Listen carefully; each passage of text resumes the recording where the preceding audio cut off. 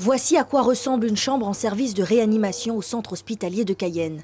Ce ventilateur assure la respiration artificielle du patient. À côté, le scope de monitorage, c'est lui qui affiche les paramètres vitaux.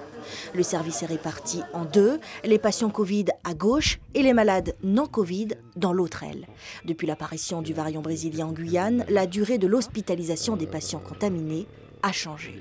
Ça veut dire que sur le variant historique, on était sur une semaine, 10 jours entre l'apparition des premiers symptômes et l'arrivée en réanimation.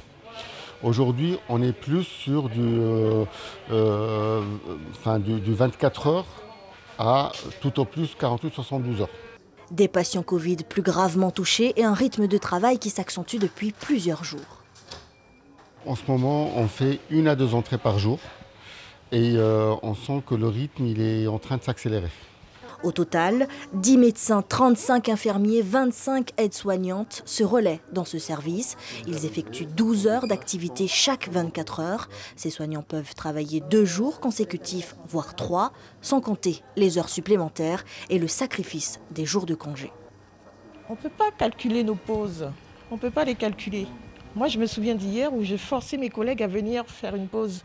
Moi, Linda, qui n'a pas l'habitude de faire des pauses, je m'oblige un peu à faire une pause parce que je sais qu'à un moment donné, ça va démarrer plus fort. Donc, il faut être opérationnel. Ce jour-là, dans le service, 11 patients Covid, 5 non-Covid. Chaque entrée et chaque sortie sont surveillées de près.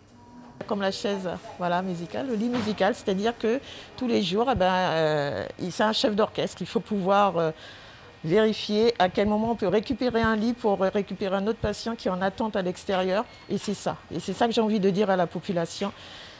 Vous ne voyez pas la situation chez nous, mais pensez à nous, pensez à vos familles. C'est tout ce qu'on vous demande. La semaine prochaine, la nouvelle salle de réveil du bloc opératoire, située juste à côté du service de réanimation, sera libérée pour y installer 15 lits supplémentaires. Le bloc opératoire, lui, va récupérer son ancienne salle de réveil.